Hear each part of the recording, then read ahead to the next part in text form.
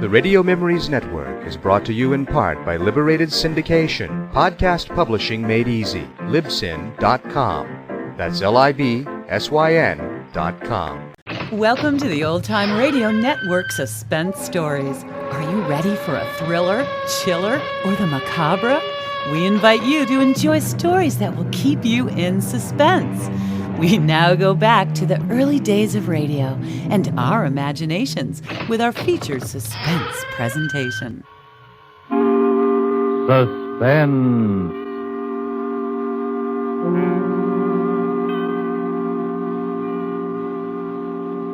This is the Man in Black, here again to introduce Columbia's program, Suspense.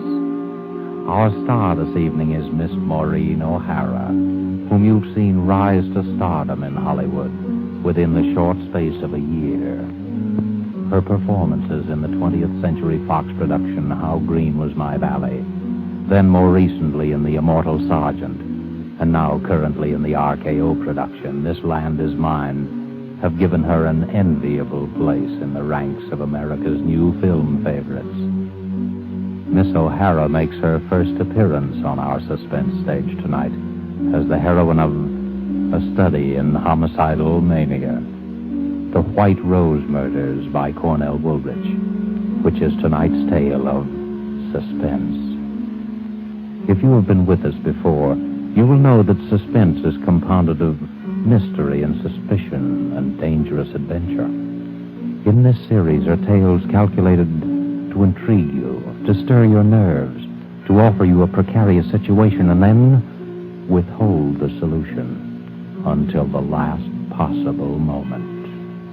And so it is with the White Rose Murders and the performance of Maureen O'Hara. We again hope to keep you in suspense.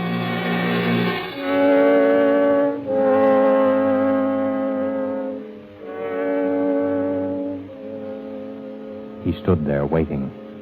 He knew that presently they would come out of the second-rate dance hall, out into the dimly lit street.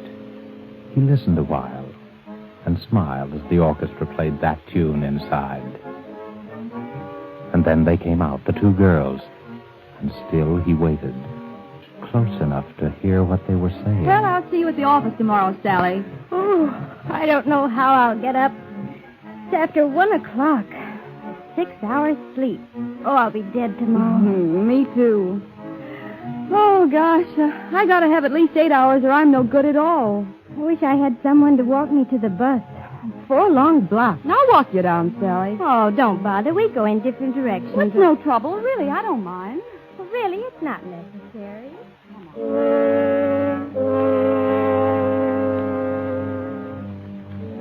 In the narrow alley that divides the dance hall from an ugly office building, he stood smiling. Just a little inside the alley, he stood stiffly against the wall, his head back, eyes closed, arms straight down, and in his left hand, a white rose. Well, all right then, Sally. Good night. Good night, Joan. See you in the morning. Dum, da, da, da, dum. Da, da, da, da, da, da, dum. Oh, I hope I don't have to wait long for the bus. Who are you? Keep away. Keep away from me. Let me go. Let me go.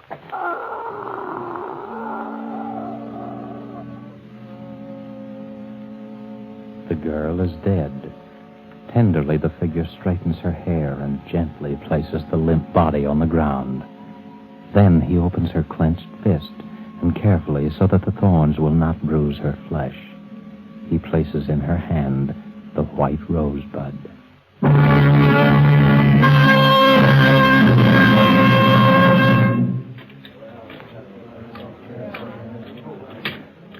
Pardon me, my good man. Is it true that you are the famous detective Terence Riley? Huh? Oh, Jenny, I didn't see you come in. Well, now that I'm here, how about offering to buy a cup of coffee for the girl you're going to marry? If you can ever get up enough nerve to ask her. Oh, it's no use, Jenny. I guess we better call it quits.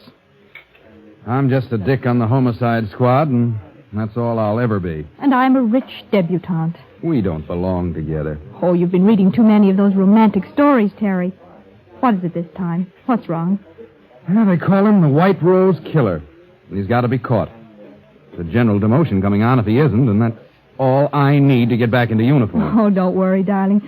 You always look good in blue. Yeah. Just to match the way I feel. Tell me more about the White Rose Killer. What's he like? That's the stumble. He could be anybody. No one's ever seen him except the dead, and they don't talk about it afterward. Just slips out of the shadows and kills and then slips back again. How many has he murdered? 4. And he's not through yet. It's going to be one of those chain things if he's allowed to keep on. Are you sure it's always the same one? Yeah, that part of it we're sure of. It's the same touch, the same way of operating every time. How do you know that? Well, it's a rose. A white rosebud. A death rose.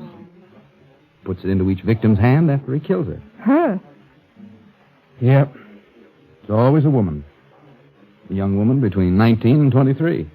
What's behind it? Do you have any idea? Well, I'm not sure. But here's what I figured out. You know what a rose stands for. Symbolically, I mean. Why, yes, it's the flower of love. The white rose, the bud, has another meaning. Purity, loyalty, devotion, and especially it stands for a young girl. That's right. And that's about the way I see it. So maybe it's a double cross, committed against our murderer by some young girl whom he worshipped and who betrayed his faith in her. You ought to be a detective, not me. Thanks, darling. I've got a very fine teacher. Sweet. There's another thing. The murders were all committed near places where there was music. Dance halls and cabarets and the like. There's a song that brings back the original shot that, gives him the final push over into the darkness. As far as we can figure out, it's the beer barrel polka. Well, how does he commit the murder? Is it always the same way? Always. Strangulation between the hands, with the thumb into the windpipe to keep his victims from crying out. But isn't there anything else you know about him? No, that's why it's so hopeless. He's insane, of course. But there's only this one phase to his insanity. Probably perfectly normal in appearance and behavior. You could pass him on the street and even know it.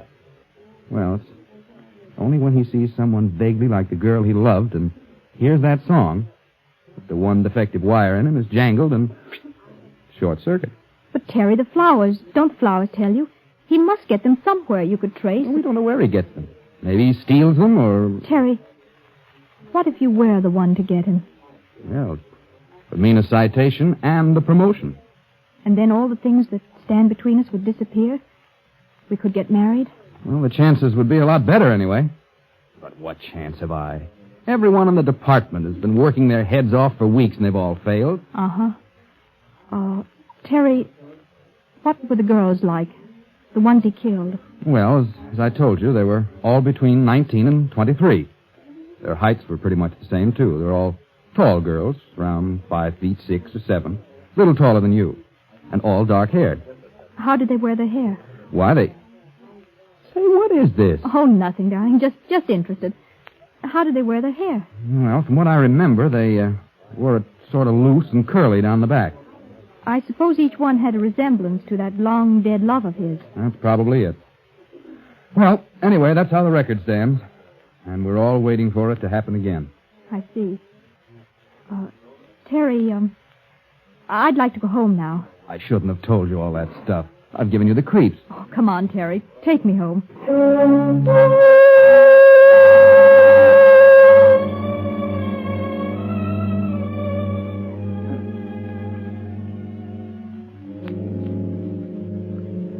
Later, Ginny stands by the window in her room, looking out, thinking. She doesn't move for a long time. Then suddenly, quickly, she goes to her closet and begins to rummage through her many pairs of shoes. Carefully, she picks one pair with 3-inch heels.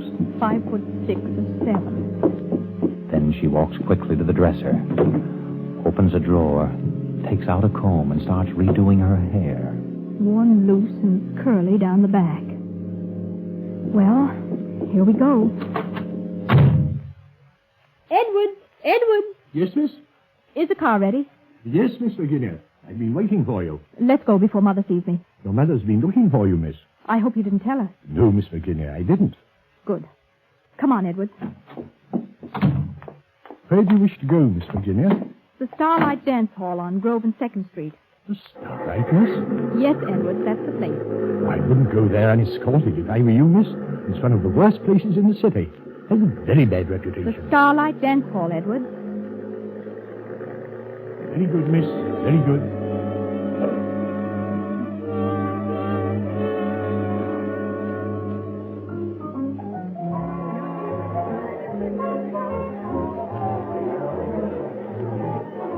Ginny walks slowly around the low-lighted dance hall, trying to make herself conspicuous. A tall figure leaning against a pillar watches her intently as he idly smokes a cigarette. He doesn't seem to belong there. His clothes don't have the nattiness of a dance lover. Ginny pauses not far from him. Deliberately, he throws his cigarette on the floor, steps on it, and slowly walks over to her.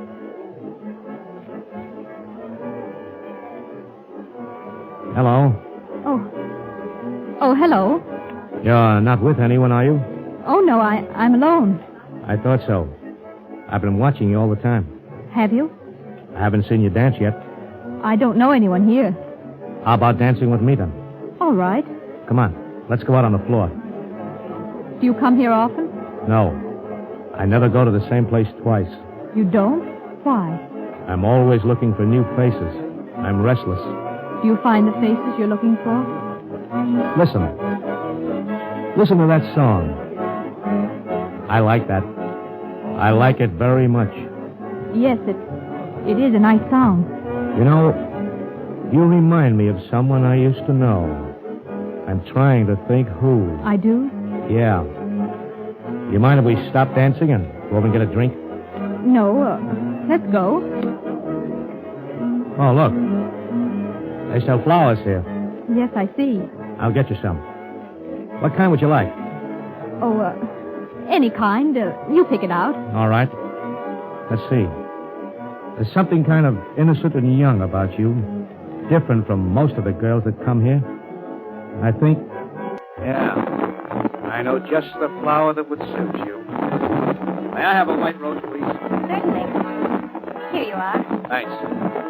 Keep the change. Here you are, beautiful. A rose for you. Thank you. Thank you very much. How about you and me getting out of here? I know a nice place just 2 blocks away. A nice place? Sure. This is a dive. Can't we stay here a little longer? It's intermission now. They won't play again for 10 minutes. Come on. But I like it here. Let's stay a little while longer. Well, then let's get down for some air. We can come back in a few minutes. Come on. But... We'll be back before the music starts. Oh, you're hurting my arm. Am I? I'm sorry.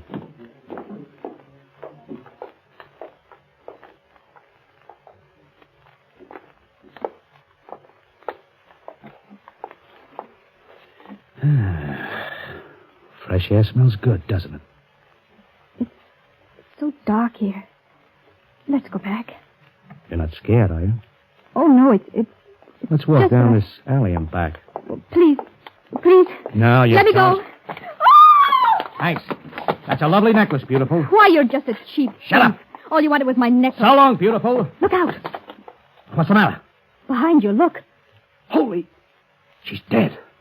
A girl. Murdered. With a white rosebud in her hand.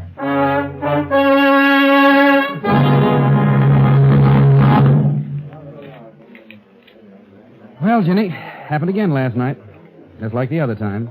A girl strangled in an alley and a white rose in her hand. Any news of the killer? No. He might just as well float through the air for all the trace he leaves. He must have bought the flower upstairs in the dance hall. He must have been there earlier, bought it, and saved it No, until... there was only one rose sold up there all night. And to a man who had a different girl with him. We had the flower girl. How did you know that they sold flowers there? I didn't tell you. Well, I must have read it somewhere. You couldn't have. Wasn't in any of the papers. No details were given, just the statement that an unidentified body was found. Well, I just imagined that they'd sell flowers in a place like that. Well, I'm glad you don't go near those dance halls. Why, with this nut running around loose... Don't bother about that. We'd better catch this killer. And fast. Where do you get this we stuff? To hear you talk, you'd think that you were on the case, too. Wouldn't you think so? To hear me talk?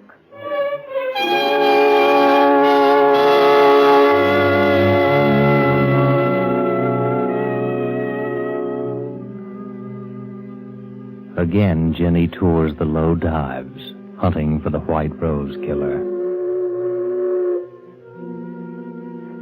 Her search carries her to the waterfront. And as she walks past each dingy bar, she listens to the jukebox music.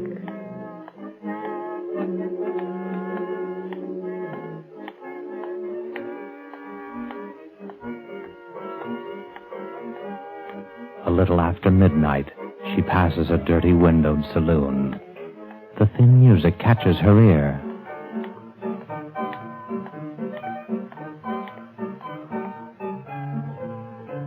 She pauses and listens, her eyes alive for some sign, some indication of the person she's looking for. Then suddenly her body becomes rigid as her eyes fall upon a figure huddled in the shadows. Someone's watching me. Slowly she starts to walk up the street. Behind her, the heavy tread of a man's footsteps keep pace with hers. It's a quiet tread, unhurried but deliberate. For several blocks, it keeps the exact distance. Jenny starts to walk faster. I've got to know if he's really following me. The man quickens his pace. Jenny starts across the street. The man follows. She's sure now, sure that the man is following her. She fumbles for something in her purse. Her hand closes around a gun. If he tries anything, I'll shoot. You in any trouble, lady? Oh, no, officer. It's all right. You scared him away. Scared who away? Oh, just a man who wanted to bring me flowers. That's all. Well, he brought you one anyhow, lady. What do you mean? Right there on the ground, right by your feet. A white rose.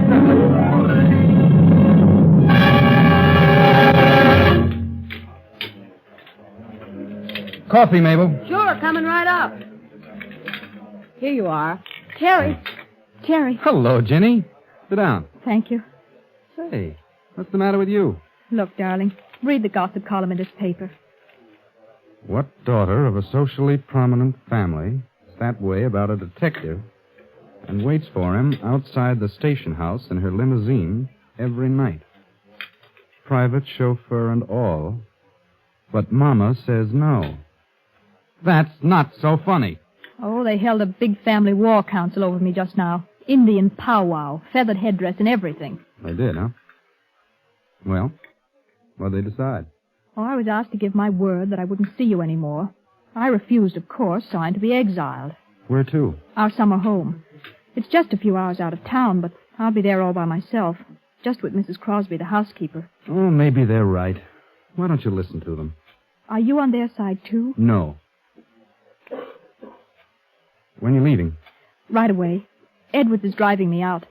I just slipped out to let you know. Here's the address and phone number of the place in case you want to reach me. Don't lose it. I won't. Well, what's new and exciting about the White Rose Killer? Our famous lover of flowers? We're still trying to track him down. I suppose I'll go looking for him at the flower show that's just opened. Oh, a flower show just opened? Yeah. Well, goodbye now. I'll be seeing you.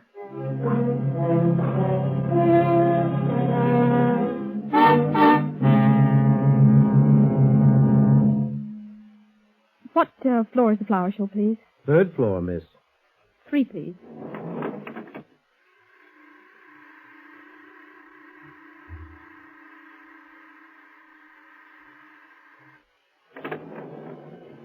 Third floor.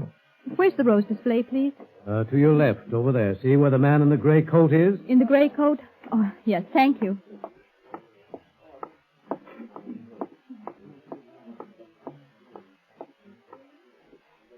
They are lovely, aren't they? Oh, you startled me. I'm sorry. I was just admiring the roses. Oh, yes, the nicest flowers here. I just can't keep my eyes off them. Yes, you can feel that way about some flowers. Now, that's the way I feel about white roses. Have you been here long? I really don't know. I suppose so. You see, I've come here every day since the show opened. I like to be near the roses, the white roses. Those big ones are nice. No, I like the little ones best, the little tightly curled rosebuds. They're so little and innocent. Oh, well, I really better be going. Are you going down? Yes.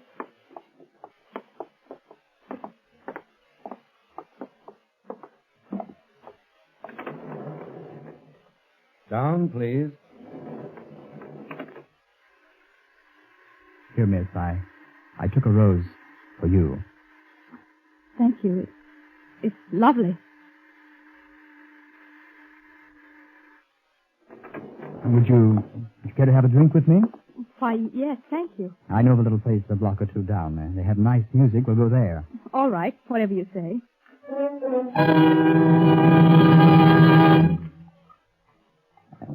This is it. Where's the music? A nickel in the jukebox does it. Any special song you'd like? No, go ahead and pick one. Okay. There we are.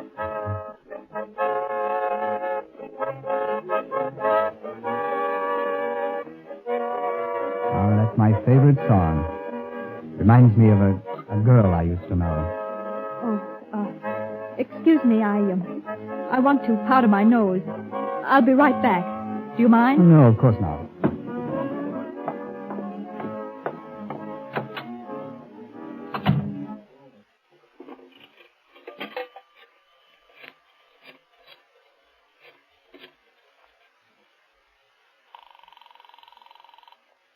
Seventh Police Precinct. Sergeant Thomas speaking. Hello, is Terry Riley there? Just a moment, I'll see. Please hurry, it's important. No, sorry, miss. Terry Riley's not here just now. Will you tell him that I can't keep that date with him. Goodbye.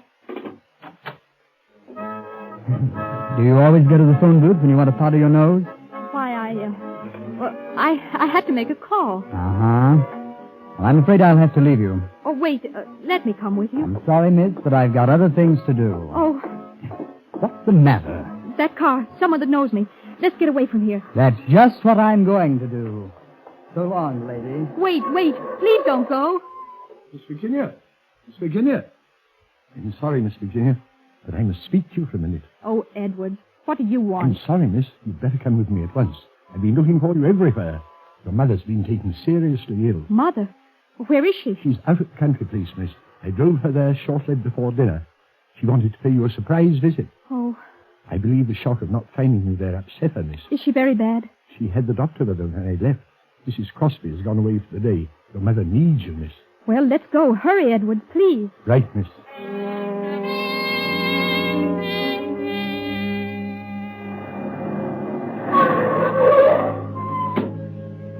Where is Mother, Edward? In her room, miss. You'd better hurry. Mother? Mother?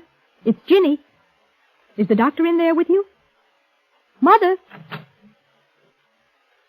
Why, there's no one here. The room's empty. The bed hasn't been touched.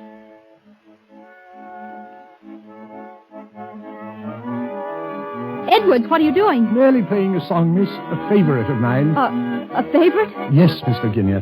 Where's Mother? She's in the city, miss. You lied to me. I'm afraid I did, Miss Virginia. Why are you locking the door? You know why, Miss Virginia. It can't be. You're not the White Rose Killer? But you see, I am, Miss Virginia.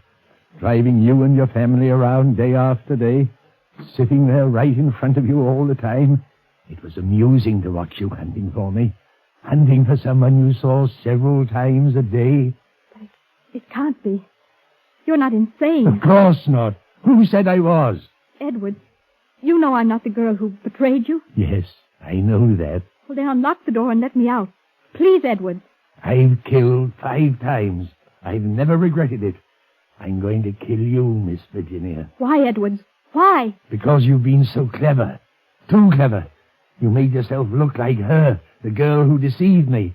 I could have killed you the day you first went out looking for me. but I had to be careful. Oh, I almost caught you that night at the waterfront. The night I dropped the white rose when that police car came. Edwards, I've never done you any harm. Your sweetheart, Terry. He loves you, doesn't he? Yes. That's good. Because now you won't be able to deceive him like my girl deceived me. Keep away, Edwards. Keep away, or I'll... You thought you'd use your gun, eh? Well, don't think I was fool enough to overlook that. I took your gun out of your purse. It won't do you any good to kill me, Edwards. I didn't have anything to do with... No, and you're not going to have a chance to break another man's heart like she broke mine. Jenny, where are you? Terry! It won't do you any good to call to him. He can't get in here without breaking down the door. Keep away from me. It Terry! will be too late then, because I'm going to kill you now. Jenny, where are you? Terry! Just let me get my hands on that pretty white throat. Oh, keep away. Keep away from me. Terry! Stop! Jenny, are you all right? Yes, Terry, I'm all right. Oh, take it easy. Here, sit down. Oh, Terry, I was so scared. There was nobody here but Edwards and I. How did you know where I was? Oh, it was simple. You were supposed to meet me at the coffee shop. You never broke an appointment, and when you didn't show up, I called the number you gave me. You told me the housekeeper was here all the time, and when there was no answer, I got suspicious and came down. Besides, when I got a message down at headquarters that you had to break a date with me, I knew something was wrong. Are you sure you're all right? Yes, I'm... Terry, look. On the floor beside Edwards. A white rose. Must have fallen out of his pocket. That was meant for me. Oh, Terry, it's all crushed. Yeah. Crushed and dead. Just like the white rose killer.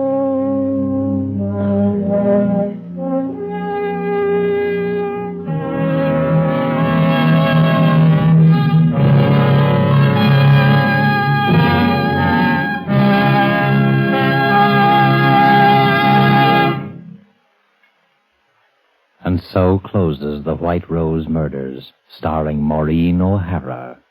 Tonight's tale of Suspense. This is your narrator, the Man in Black, who, speaking for Columbia, hopes you have enjoyed Miss O'Hara's performance and our play.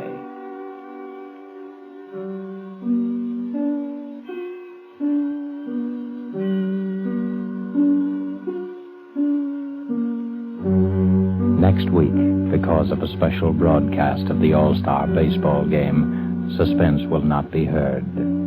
But again the following week, we will be back with another play on this series and more of your Hollywood favorites. The producer of these broadcasts is William Spear, who, with Ted Bliss, the director, Bernard Herrmann and Lucien Marowik, conductor and composer, and Cornell Woolrich, the author, collaborated on tonight's Suspense.